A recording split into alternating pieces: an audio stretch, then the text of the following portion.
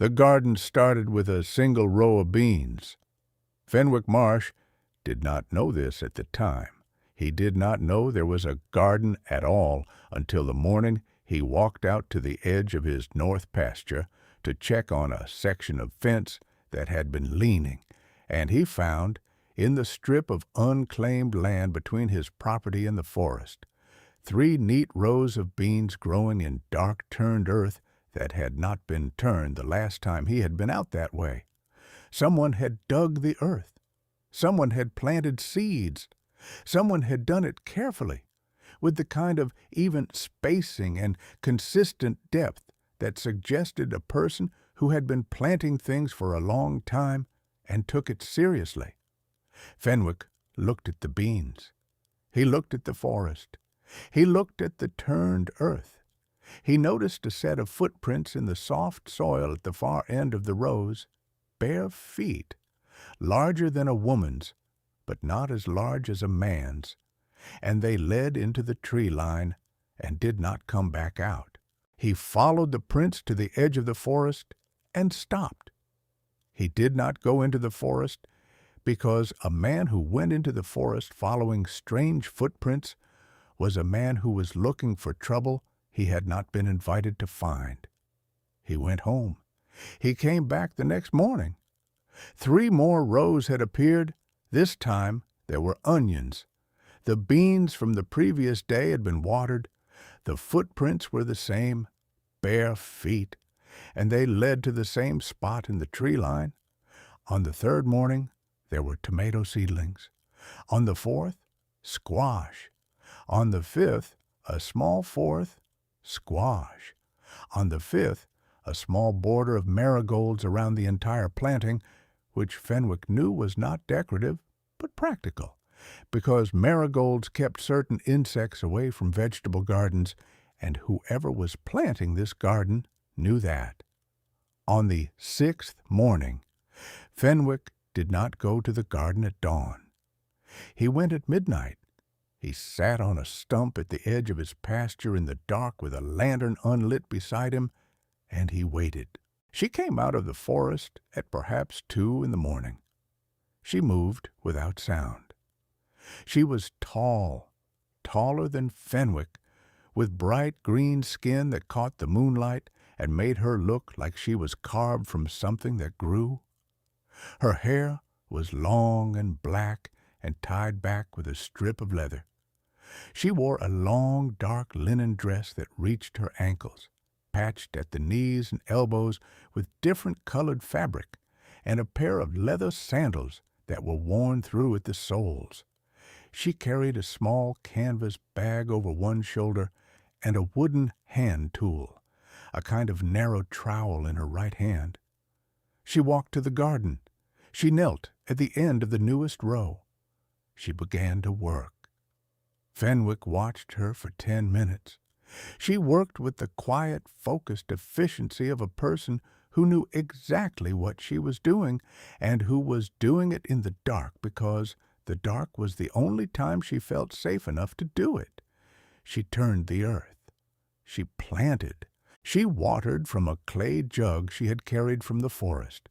She weeded the existing rows with her bare hands, pulling the small invaders with a touch so light and precise that Fenwick, who had been farming for 25 years, found himself watching her hands the way a man watched a craftsman at work.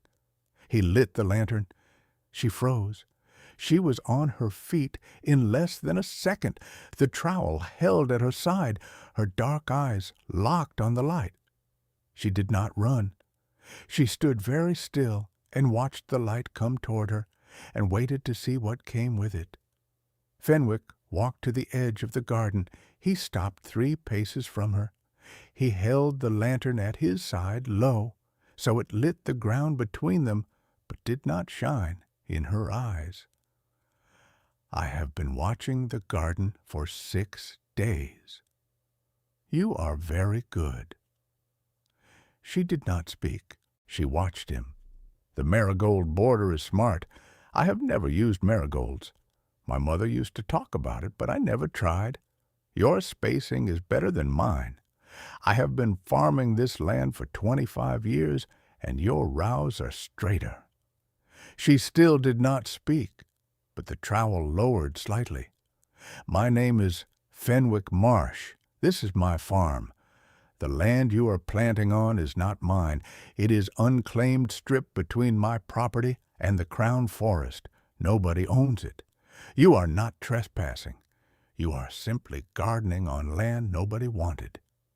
She spoke. Her voice was low and rough, the voice of someone who had not used it much recently. "I know whose land it is. I checked the boundary stones before I planted." Fenwick nodded.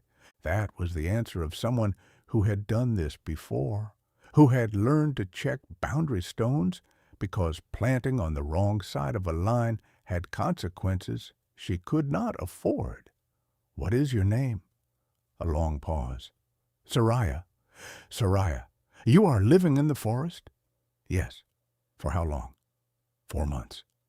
"4 months in the Black Hill Forest, alone?" "Yes." Fenwick thought about this. 4 months alone in the Black Hill Forest was not a casual thing. The Black Hill was dense and cold at night, even in summer, and full of animals that were not friendly to people sleeping in the open.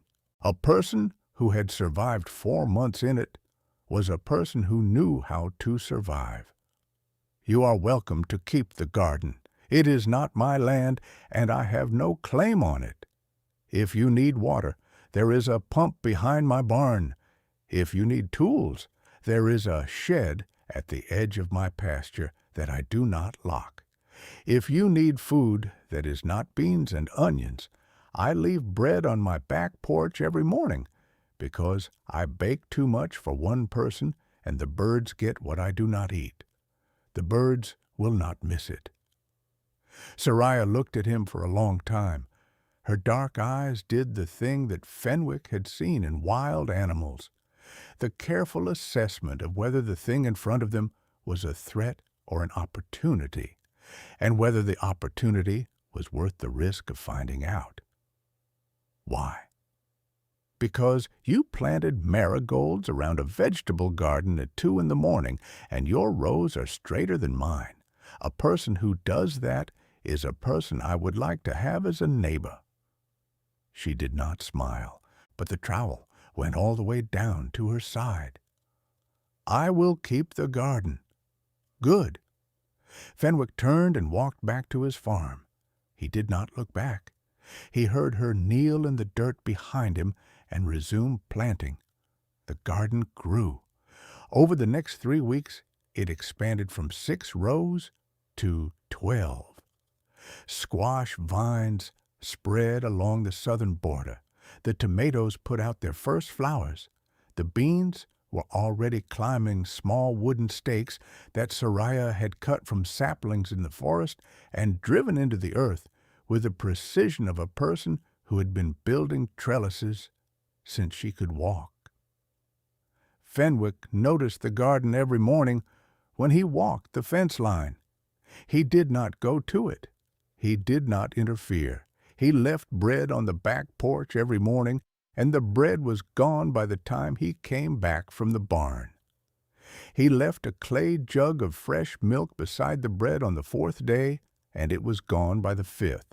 On the 7th day, he left a pair of his late wife's boots by the porch steps, because Sariah's sandals were falling apart, and his wife's feet had been large for a woman's, and the boots might fit. The boots were gone by noon. He saw Sariah wearing them 2 days later, when he caught a glimpse of her at the edge of the forest at dusk. They fit. The village of Thornfield was a small place, 43 houses, a church, a general store, a blacksmith, and a tavern that served as the informal center of village governance because the village did not have a formal government, and decisions were made by whoever was in the tavern on the night a decision needed to be made. The village noticed the garden on a Sunday. A farmer named Dowd, who owned the property on the other side of the unclaimed strip, had walked his fence line that morning and seen the 12 rows of vegetables and the marigold border and the small lean-to that Sariah had built at the northern edge of the garden where the strip met the forest. He had seen the green-skinned woman working in the rows. He had gone directly to the tavern. By Sunday evening, everyone in Thornfield knew about the orc in the garden. By Monday morning, Fenwick had his first visitor. His name was Alderman Crease, which was not an official title, but a title Crease had given himself because he owned the largest farm in the valley and believed that the largest farm entitled him to the largest opinion. He was a heavy man with a red face and a loud voice, and the particular confidence of a man who had never been told he was wrong by anyone he considered worth listening to. Marsh. Crease. There is an orc on the strip between your land and Dowd's. There is a woman on the strip between my land and the forest. She is growing vegetables. She is an orc. She is also growing vegetables. The two things are not mutually exclusive. Crease's red face got redder. Marsh. This is not a joke. The village has a right to know who is living on its borders. The strip is unclaimed land. Unclaimed land is village responsibility under the common charter. The village has the right to remove vagrants from common land. Is she a vagrant? She is an orc living in the forest with no papers and no sponsor and no visible means of support except a garden she planted on land she does not own. She planted on land nobody owns. That is different from land she does not own. The distinction is academic. Marsh. The village council will meet on Thursday. The council will vote on whether to remove her. I am informing you as a courtesy because your property adjoins the strip and because you appear to have been enabling her presence by leaving food on your porch, which 3 people have observed and reported to me. I leave bread on my porch every morning because I bake too much. The birds eat what I do not. If a woman eats it instead of a bird, that is between me and the woman and the bird. Crease looked at him the way men looked at other men when they suspected they were being deliberately difficult. Fenwick looked back the way men looked at other men when they were in fact being deliberately difficult and did not intend to stop. Crease left. Thursday came. The village council met at the tavern. Fenwick attended because the meeting was about the strip, and the strip was beside his property, and because he suspected that what the meeting was really about was not the strip, but the woman on it. The council was 7 men. Crease was the informal chairman. Dowd was there. 5 other farmers whose land did not adjoin the strip, but who had opinions about it because opinions were free and land disputes were interesting. The discussion lasted an hour. The arguments were the arguments Fenwick had expected. The orc had no papers. The orc had no sponsor. The orc was on common land without authorization. The village charter of 1694 gave the council the right to remove unauthorized persons from common land. The precedent was clear. The law was clear. The orc had to go. Fenwick spoke once. He said, "The strip is unclaimed land. Unclaimed land has no owner. The charter gives the council authority over common land, not unclaimed land. Common land is land the village has formally claimed for common use. The strip has never been formally claimed. It has been unclaimed since the original survey. The charter does not give the council authority to remove anyone from land the council has never claimed. If you want authority over the strip, you need to claim it first. That requires a formal survey, a public notice period of 30 days, and a 2/3 vote. I do not think you have done any of those things." The room went quiet. Crease looked at Fenwick with an expression that suggested he had not expected Fenwick Marsh, who was generally regarded as the quietest man in the valley, to have read the village charter more carefully than the man who called himself the alderman. "The council will take your comments under advisement, Marsh." "I am sure it will." The council voted to remove the orc from the strip. The vote was 5-2. The two dissenting votes were Fenwick and a young farmer named Corin Bell, who had said very little during the meeting, but who had voted no for reasons he did not explain, and which Fenwick suspected had to do with the fact that Corin Bell's mother had been born in a mixed village in the eastern hills, and had taught her son that people were people, regardless of the color of their skin. The council gave Fenwick 1 week to inform the orc that she had to leave. If she did not leave voluntarily, the council would authorize a removal party. Fenwick went home. He did not go to the garden. He went to his barn. He stood in the barn for a long time, looking at the tools hanging on the walls. He looked at the post-hole digger. He looked at the fence wire. He looked at the stack of rough-cut lumber he had been saving to rebuild the south side of the barn. He thought about the village charter and the council vote and the 1-week deadline and the unclaimed strip and the woman who planted marigolds at 2 in the morning.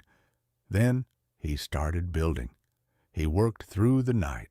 He did not sleep. He dug post holes around the perimeter of the garden in the dark, 12 posts, spaced 8 feet apart, sunk 2 feet deep in the soft earth of the strip. He set the posts with tamped earth and gravel from the creek bed. At dawn he began stringing the fence wire, 3 strands, tight, from post to post. By noon he had framed the gate, a simple wooden gate with iron hinges he had taken from his own barn door. By evening he had begun the wall. Not the whole wall. The wall would take longer. But the first section, the section facing the village road, the section that anyone walking past would see, was going up.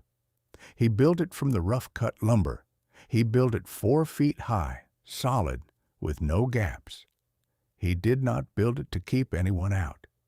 He built it because a wall around a garden meant the garden was a thing that someone had decided to protect, and a protected thing was harder to destroy than an unprotected thing, not because of the wall itself, but because of what the wall said about the person who built it. Sariah appeared at the forest edge while he was nailing the 3rd section. She watched him for a long time. Then she walked to the garden and stood at the gate he had built, and looked at the hinges and the latch and the posts and the wire and the beginnings of the wall.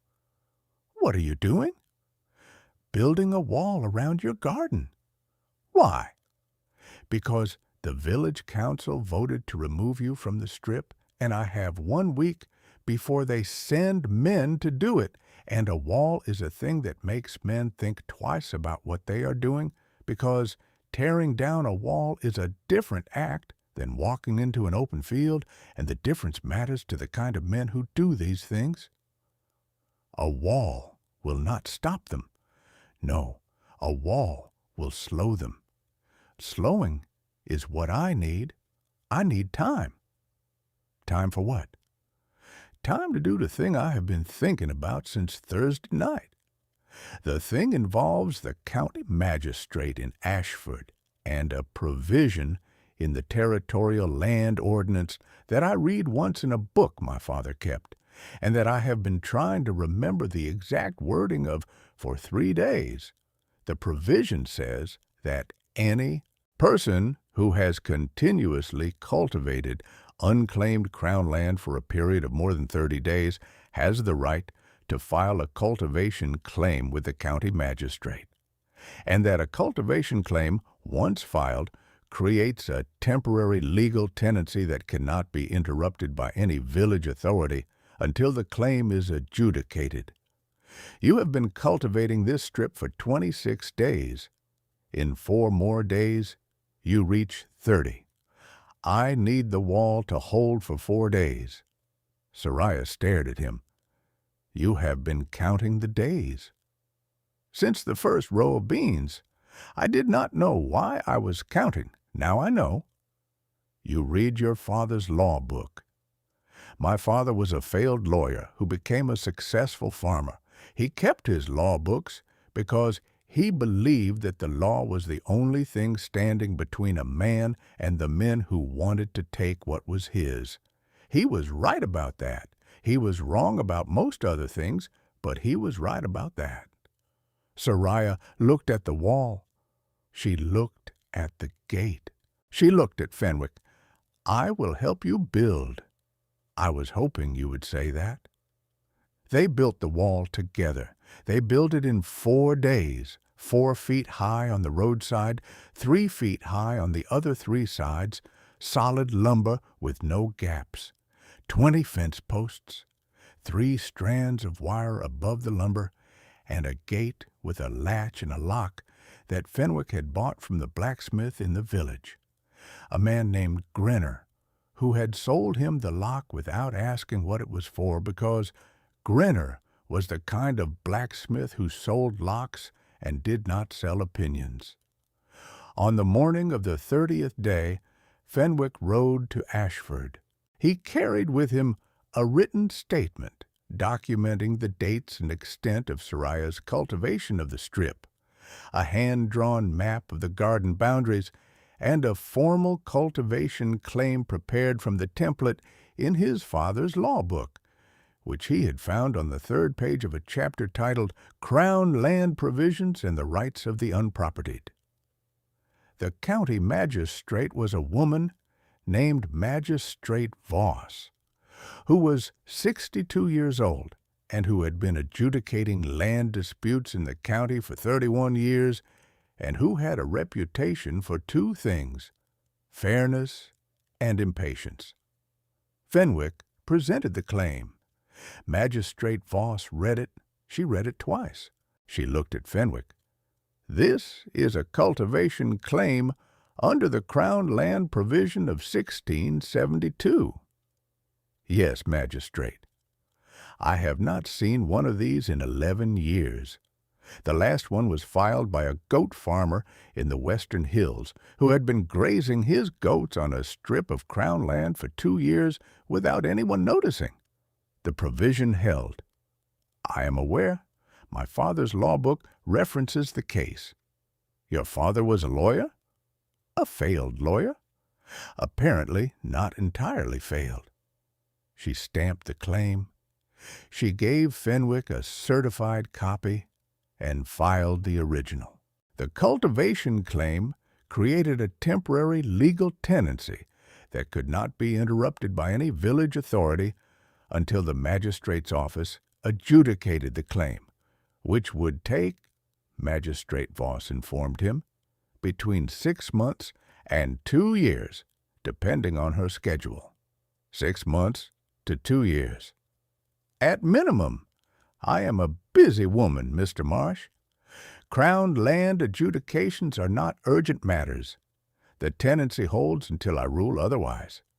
If your village council attempts to remove the cultivator during the tenancy period, they will be in contempt of my office, and I will respond accordingly.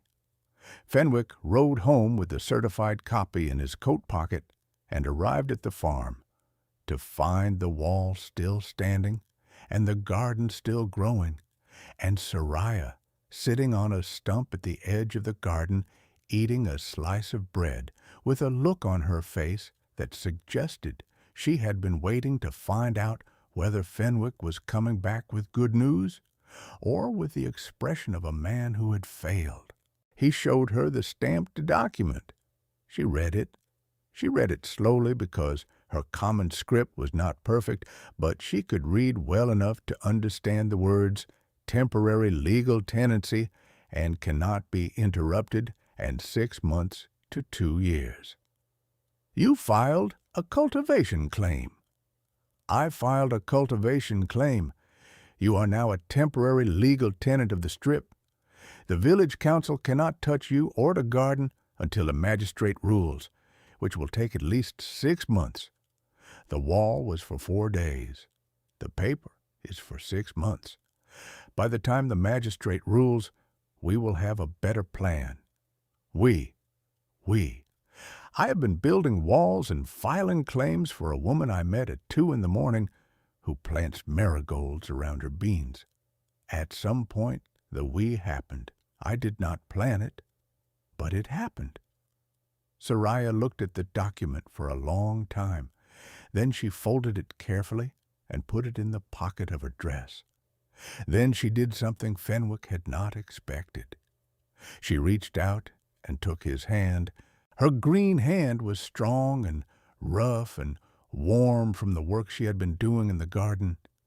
She held his hand for perhaps 5 seconds and then let go and went back to the garden without another word.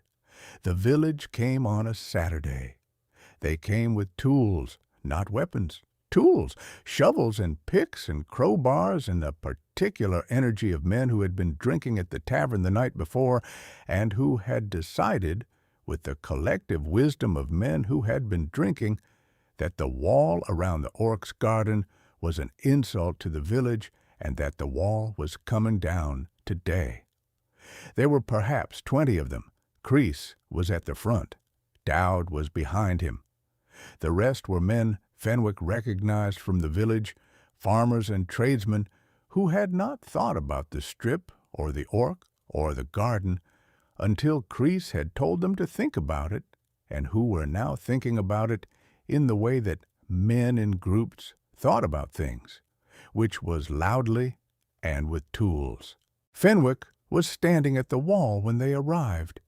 He was standing inside the wall on the garden side, with his back to the gate and his arms at his sides and his expression calm and unperturbed in the way that only a man holding a certified legal document in his coat pocket could look calm and unperturbed.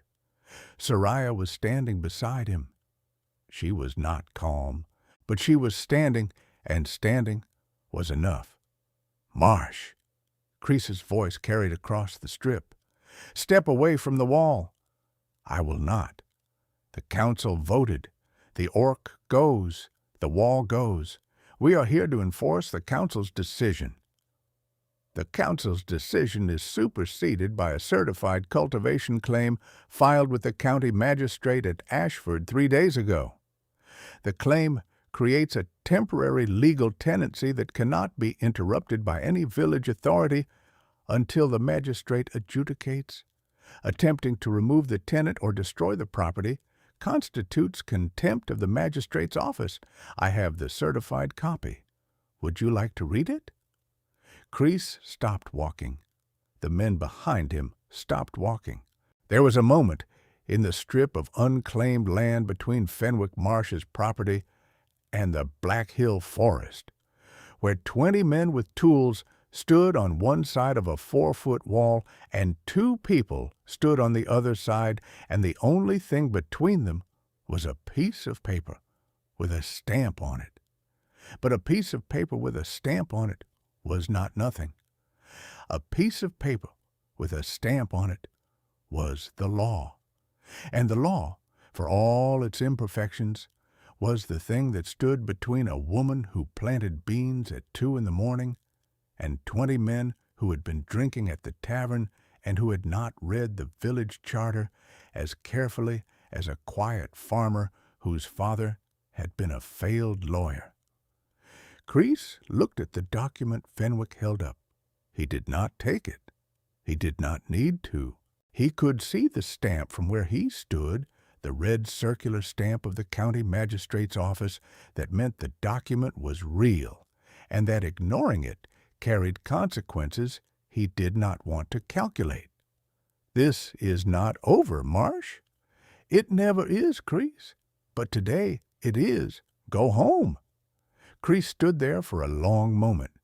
Behind him, the 20 men were doing the thing that men in groups did when the group's momentum was broken, which was to look at each other and at their tools and at the wall and at the two people behind the wall, and to individually and silently decide that this was not worth whatever Kreese was paying them in tavern drinks.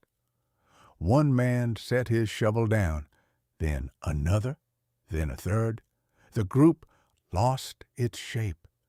Men began to drift back toward the road. Dowd looked at Kreese and shrugged. Kreese stood alone in the strip for perhaps 30 seconds after the last of his men had left. He looked at Fenwick. He looked at Sariah. He looked at the wall. Then he turned and walked back toward the village without speaking. Fenwick and Sariah stood behind the wall and watched them go. After a long time, Sariah spoke. They will come back. They will come back angry. But they will come back without tools, because the next time they come with tools, they will be breaking the law, and Kreese is a man who bullies but does not break laws, because breaking laws has consequences he can feel, and bullying has consequences only other people feel. What happens now? Now we garden. The tenancy holds for 6 months at minimum. In 6 months, this garden will be the most productive piece of land in the valley, because you are a better farmer than every man who was standing on the other side of that wall combined. When the magistrate comes to adjudicate, she will see a garden that has been feeding the strip for almost a year. She will see a wall that a neighbor built to protect it. She will see a woman who turned unclaimed dirt into food, and she will make her ruling based on what she sees, not on what Kreese tells her at the tavern. You are certain of this? My father was a failed lawyer, but he taught me one thing that worked.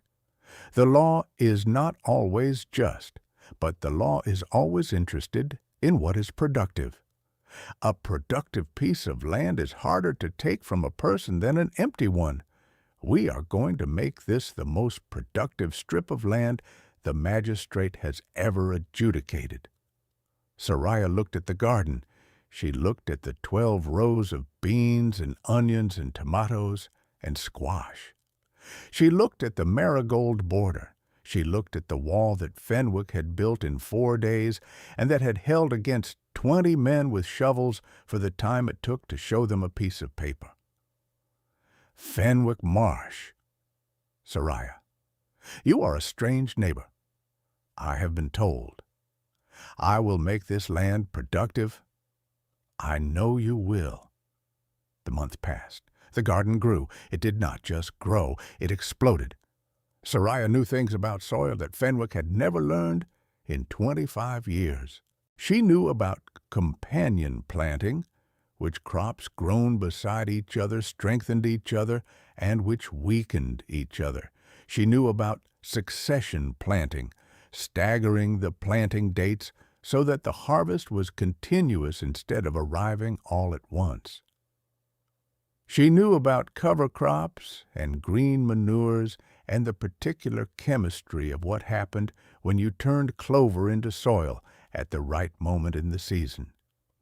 By the end of the 3rd month, the strip was producing more food per acre than any piece of land in the valley. Fenwick began selling the surplus at the village market on Saturdays, which he did under his own name, because Sariah's name on a market stall would have caused problems they did not need. The money went into a tin on the shelf in Sariah's lean-to, which had been rebuilt by Fenwick into a small proper cabin with a door and a window and a bolt on the inside and a small iron stove for heat. The cabin sat inside the walled garden. The wall had grown. Fenwick had added 2 more sections. The gate had been replaced with a proper door. The wall was no longer a statement. It was a boundary. It said, "This is a place. This place belongs to someone. That someone is here." Corin Bell, The young farmer who had voted no at the council meeting began stopping by the garden on his way to his own fields. He brought small gifts, a jar of honey from his hives, a sack of seed potatoes, a set of hand tools his mother had given him that he said he did not need, but which Fenwick suspected he did need and was giving away because giving them to Sariah mattered more to him than keeping them for himself. Corin did not explain his reasons. He did not need to. On the first Saturday of the 5th month, Sariah came to the village market herself. She did not sell. She walked through the market with Fenwick at her side, and she looked at the stalls and the people and the church and the general store and the tavern where the council had voted to remove her. She walked slowly. People stared. Some looked away. Some did not. Henny Darrow, who ran the general store, came out of her shop and said, without preamble, "Your beans are the best beans I have sold in this store in 20 years. I want to place a standing order, 10 pounds a week through the autumn." Sariah looked at Henny. "You know who grew them." "I know who grew them. I also know they are the best beans I have sold in 20 years. The two facts are not in conflict." Sariah nodded once. The standing order began the following week. By the time the magistrate came to adjudicate the cultivation claim in the 8th month, the garden had become something the village could not ignore. It was not just productive, it was beautiful. The rows were immaculate, the marigold border was in full bloom, a ring of gold around the green. The squash vines covered the southern wall like a living tapestry. The lean-to had become a proper cabin. The wall stood solid, and behind the wall, a woman with green skin who had planted her first row of beans in the dark at 2 in the morning was now selling produce to the general store under a standing order, and the village had not ended. Magistrate Voss came on a Tuesday. She walked the strip. She examined the garden. She measured the acreage. She noted the wall. She noted the cabin. She noted the well that Fenwick and Sariah had dug together at the center of the garden in the 6th month. She noted the standing order from the general store and the receipts Fenwick had kept. She spoke to Sariah. She spoke to Fenwick. She spoke to Corin Bell, who had come to testify that the garden had been continuously cultivated since its first planting and that he had observed its progress throughout. She spoke to Kreese, who had come to argue that the orc was a vagrant and the garden was unauthorized and the wall was an eyesore and the village charter gave the council authority over common land. Magistrate Voss listened to Kreese with the particular patience of a woman who had been listening to men like Kreese for 31 years. Then she ruled. She ruled that the strip was unclaimed crown land, not common land, and that the village charter did not apply. She ruled that Sariah had established a valid cultivation claim through continuous productive use for more than 30 days, and that the claim entitled her to a permanent tenancy under the Crown Land provision of 1672. She ruled that the tenancy could not be interrupted or revoked by any village authority, and that any attempt to remove the tenant or destroy the garden would be prosecuted as contempt of her office. She ruled that the wall was the tenant's property and was protected under the same tenancy. She stamped the ruling. She gave Sariah a certified copy. She gave Fenwick a certified copy. She gave Kreese a certified copy and told him to read it carefully, because she did not enjoy making trips to small villages for matters that should have been resolved by reasonable people acting reasonably. Kreese took his copy. He did not read it carefully. He went home. Sariah stood in the garden with a certified copy of the permanent tenancy in her hands. Fenwick stood beside her. Corin Bell stood at the gate. The marigolds were blooming. The beans were climbing their stakes. The wall was solid. Sariah looked at the document. She looked at the garden. She looked at Fenwick. Permanent tenancy. Permanent tenancy. The land is yours. The garden is yours. The cabin is yours. The wall is yours. Nobody can take them. It is stamped. It is stamped. She folded the document. She put it in the pocket of her dress beside the first document, the temporary one, that she had carried for 8 months. She had 2 documents now, 2 stamps, 2 pieces of paper that said she existed on a piece of land that nobody had wanted until she planted beans on it in the dark. The lesson was not in the wall or the document or the magistrate who ruled in her favor. It was in the first row of beans planted at 2 in the morning by a woman who had been living in the forest for 4 months and who had decided that planting seeds in unclaimed dirt was a thing she was going to do regardless of whether anyone saw her do it. It was in the man who saw the garden and did not interfere, who left bread on the porch, who counted the days without knowing why, who built a wall in 4 days because a wall was the only thing standing between a garden and 20 men with shovels. It was in the understanding that growing something is an act of defiance. Every seed planted is a statement. Every row tended is an argument. Every marigold in the border is a sentence in a language that does not need translation, because the translation is food, and food is the thing that nobody can argue with for long. Sometimes the most important thing a person can do is build a wall around the thing that is growing, not because the wall will hold forever, but because the wall holds long enough for the law to arrive, and the law, for all its flaws, is eventually interested in the thing that grows. Did you enjoy the story? Subscribe to the channel to watch more stories like this one. Leave a like. It helps the channel a lot. And drop a comment down below. I always read them and use your feedback to make our content better. Thanks so much. The Orc Keeper.